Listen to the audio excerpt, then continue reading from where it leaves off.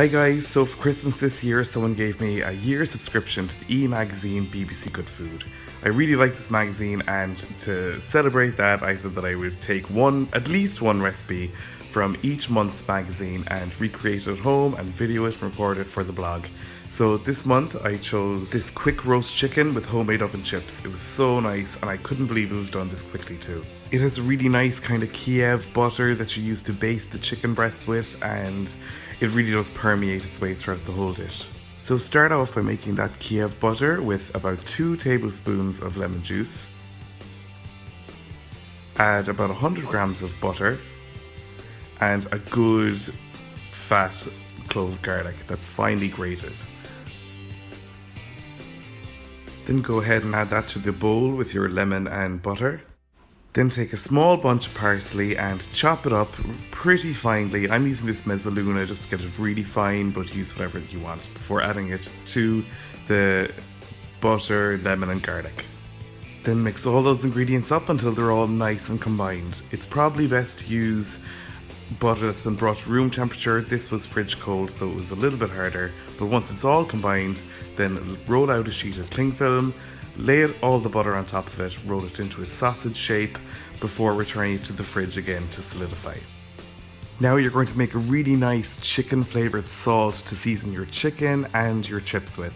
You start off with one of these chicken stock cubes that you're going to chop up finely. I use the mezzaluna again, but you can finely grate it or chop it any way you want, as long as it's reduced down to a powder. And to that you're going to add 2 tablespoons of sea salt flakes and 1 teaspoon of smoked paprika. Mix all that up so it's nice and combined, and then set it aside to sprinkle over your chicken and your chips later. Next, peel about 900 grams of Mars Piper potatoes and cut them into finger shapes. You then add them to a pot of cold water and bring up to the boil and allow to boil for 5 minutes. You then take them off the heat and strain them and lay them out on a tray to dry and cool down to room temperature. As they do this, the steam will evaporate off them and they'll become an awful lot drier, which will give you a much crispier chip in the oven. When it comes to roasting your chicken, you're going to want to preferably use a wire rack. I don't have one that fits this dish, so I just sliced up a red onion to sit the chicken on top of. You can just leave this out if you want. Get rid of any elastic trussing that might have come with the chicken. Now you're going to want to separate the skin from the breast so that you can squeeze the garlic butter up in between them. You do this by gently taking a spoon and coaxing it up in between there. There's a little bit of membrane that you need to break through before you actually can separate it very easily from the breast. Just be careful and use a spoon that's quite thick. A thin one, it might puncture the skin, and you don't want that. This is something that I always thought looked really difficult, really professional, until I actually tried it for the first time, and it's not hard at all. Just be a little bit careful. So I guess the bottom line is, don't manhandle the breasts. So now take a good knob of that seasoned butter, or maybe a tablespoonful, and insert it down between the skin and the muscle of the first breast. Massage it in, really get it in there before doing the same for the second breast.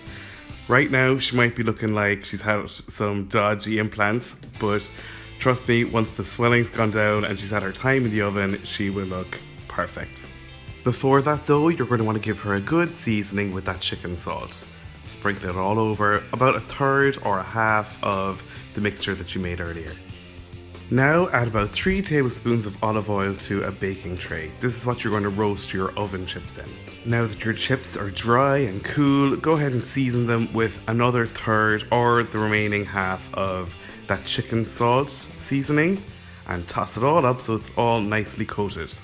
Now roast your chicken breast side up in a preheated oven at 200 degrees for a fan oven or 220 Celsius for a conventional oven for the first 20 minutes before you take it out and flip it over onto its breast side.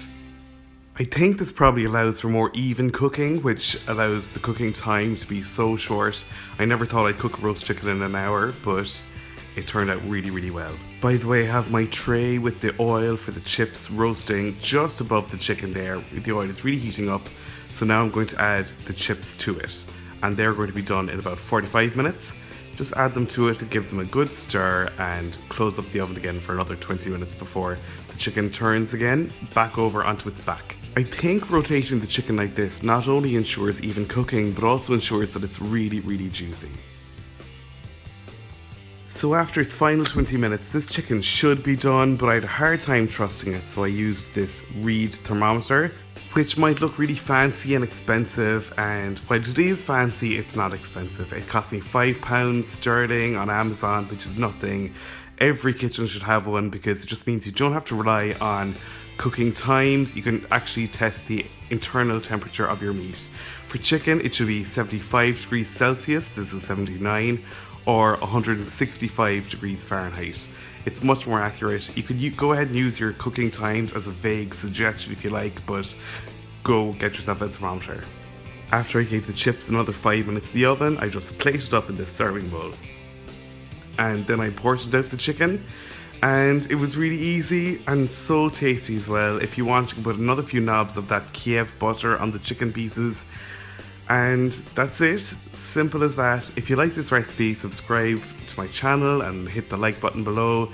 Find me on social media. You can find all my accounts in the description, as well as the link to the full recipe on my blog, www.rookiecook.org, and get yourself a subscription to BBC Good Food magazine.